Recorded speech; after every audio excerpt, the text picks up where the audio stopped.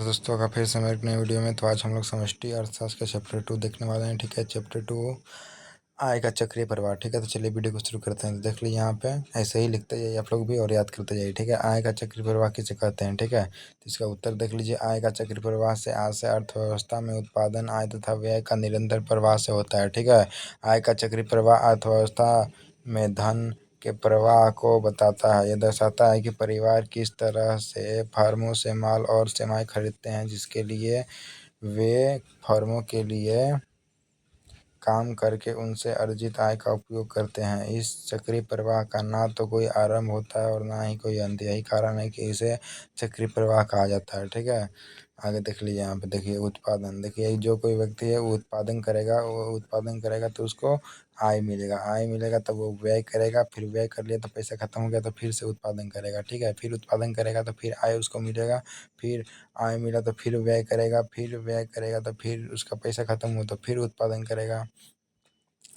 ठीक है, तो फिर उसको आय की प्राप्ति होगी। तो ये वाला जो चक्र है ना, उत्पादन आय व्यय, उत्पादन आय व्यय, उत्पादन आय व्यय, ये चलते रहता है, निरंतर चलते रहता है। ना ही इसका कोई अंत है, ना ही इसका कोई आरंभ है। ठीक है, यही समझाने की कोशिश किया जा रहा है। ठीक है, आगे देखिए यहाँ पे चक्रीय प्रवाह मुख्यतः दो प्रकार की होती है, वास्तविक प्रवाह और मौद्रिक प्रवाह।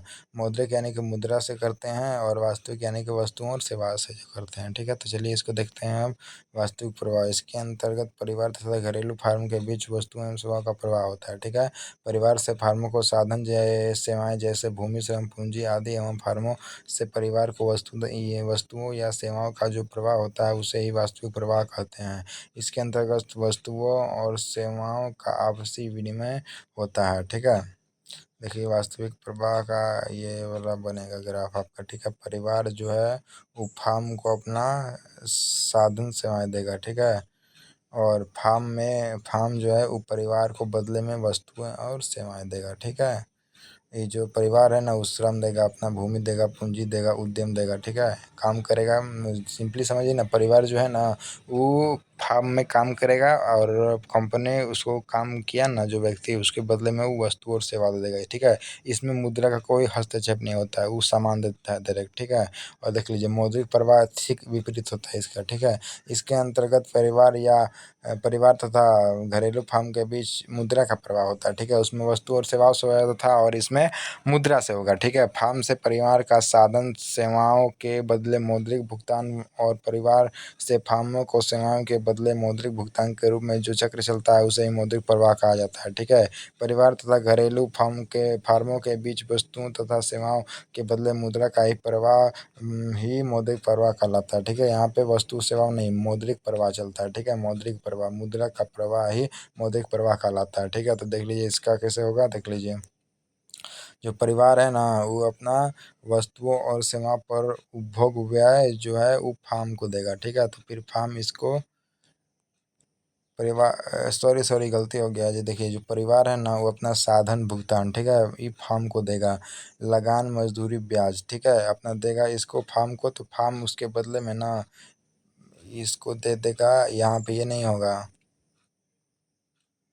यहाँ पे मुद्रा हो जाएगा, मुद्रा दे देगा। ठीक है, मतलब ये भी लिख लीजिएगा, कोई दिक्कत नहीं है। ठीक है, मुद्रा ये भी लिख लिया, वस्तुओं एवं सेवाओं पर उपभोग व्यय यानी कि मुद्रा दे देगा। ठीक है, मुद्रा, यहाँ पे मुद्रा लिख लीजिएगा ब्रैकेट में समझने के लिए। चलिए आगे देखिए। अर्थव्यवस्था के चार क्षेत्र, ये बहुत इंपॉर्टेंट है। ठीक है, पिछले साल आ चुका है, इस बार भी आएगा जरूर। ठीक है, याद कर लीजिएगा।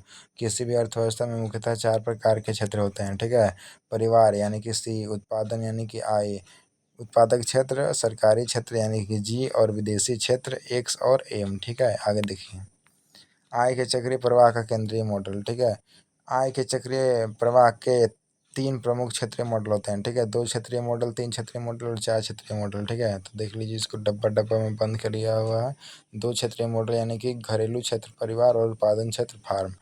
तीन क्षेत्रीय मॉडल में घरेलू क्षेत्र परिवार हो गया, उत्पादन क्षेत्र फार्म हो गया, और सरकार, जिसको बंद अर्थव्यवस्था भी कहते हैं। ठीक है, और ये जो दोनों होता है ना, दो क्षेत्रीय मॉडल और तीन क्षेत्रीय मॉडल, ये देश के अंदर होता है। लेकिन चार क्षेत्रीय मॉडल ना जो होता है ना, देख लीजिए वो कहाँ होता है, विदेश में होता है। ठीक है, चार क्षेत्रीय मॉडल घरेलू क्षेत्र परिवार हो गया, उत्पादन क्षेत्र फार्म हो गया, सरकार और विदेशी क्षेत्र। ठीक है, इसमें विदेश भी शामिल हो जाता है जिसे को खुली अर्थव्यवस्था कहते हैं। ठीक है, तो देख लीजिए बंद अर्थव्यवस्था, ये डिफिनेशन आता है 2 नंबर में। एक बंद अर्थव्यवस्था एक ऐसे देश होता है जो अन्य देशों के साथ व्यापार नहीं करता, यानी कोई आयात या निर्यात की अनुमति नहीं होती है। यह आत्मनिर्भर होने का दावा करता है और इसे अंतर्राष्ट्रीय स्तर पर व्यापार करने की आवश्यकता नहीं होती। खुली अर्थव्यवस्था क्या है? खुली अर्थव्यवस्था जो है ना, ठीक विपरीत है इसका, बंद अर्थव्यवस्था का ठीक विपरीत है। एक ऐसा देश होता है जो अन्य देशों के साथ व्यापार करता है, यानी यह देश आयात निर्यात की अनुमति देता है। इसके अंतर्गत एक देश विश्व के अन्य देशों के साथ अंतर्राष्ट्रीय स्तर पर वस्तुओं तथा सेवाओं का विनिमय करता है। ठीक है, आय का रिसाव किसे कहते हैं? आय का रिसाव देख लीजिए। आय का रिसाव वह हिस्सा आय का वह हिस्सा जिसे उपभोक्ता व्यय ना करके अपने पास बचा कर रख लेता है, उसे ही आय का रिसाव कहते हैं, यानी सेविंग्स। ठीक है, यदि उत्पादन के सभी साधन श्रम पूंजी, श्रम भूमि पूंजी, तकनीक आदि अपनी सभी आय को अपने देश में उत्पादित वस्तुओं और सेवाओं पर व्यय नहीं करता, तो इसे ही आय का रिसाव कहा जाता है। ठीक है, इसी प्रकार कोई फर्म वस्तुओं बेचकर, ठीक है, वो यहाँ पे होगा वस्तुओं को बेचकर। ठीक है, वस्तुओं को बेचकर या वस्तुएं, ये ओ नहीं होगा, ये हो जाएगा। देखिए ब्रैकेट में लिखा हुआ है, वस्तुएं बेचकर जिस आय की प्राप्ति करता है उसे आय की संपूर्ण राशि का व्यय उस वस्तुओं तथा सेवाओं को खरीदने में ना करके अपने पास अवितरित, ठीक है, आय या लाभ के रूप में रख लेता है, तो इसे ही आय का चक्रीय प्रवाह का रिसाव कहते हैं। ठीक है, यानी कि कोई भी व्यक्ति है, ठीक है, धन कमा के मान लीजिए 1,000 कमाया। ठीक है, 1,000 कमाया, 1,000 में से 500 खर्च किया और 500 बचा लिया। ठीक है, तो इसी को क्या बोलेंगे?